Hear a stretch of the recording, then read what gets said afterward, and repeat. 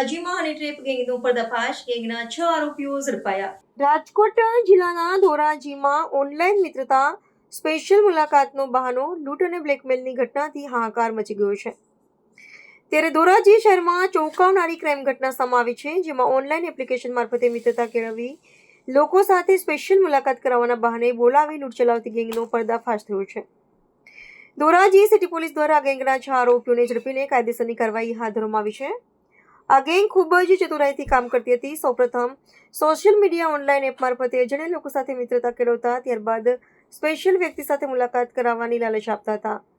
ભોગ બનનારને ઉપલેટા ખાતે બોલાવ્યો હતો. એકાંત જગ્યાએ લઈ જઈને કપડાં ઉતરાવી વિડીયો બનાવી લીધા હતા. પછી એ વિડીયો વાયરલ કરવાની ધમકી આપી હતી. ₹1 લાખ લૂંટી લીધા હતા. મારપીટ અને જીવથી મારી નાખવાની ધમકી પણ આપી હતી અને વધુ પૈસા પડાવવા માટે ખોટા હોસ્પિટલ અને એમ્બ્યુલન્સના બિલ પણ બનાવતા. આ રીતે ગેંગ બ્લેકમેલ અને લૂંટ બંને સાથે કરતી હતી.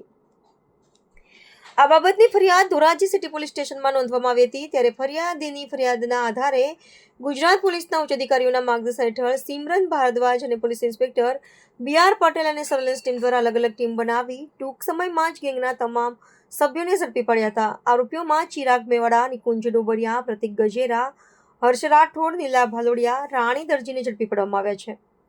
આ કેસમાં ભારતીય ન્યાય સંહિતા 2023 હેઠળ વિવિધ ગંભીર કલમો હેઠળ ગુનો નોંધાયો છે, જેમાં બ્લેકમેલ, લૂંટ, ધમકી અને મારપીટ જેવા ગુનાઓનો સમાવેશ થાય છે.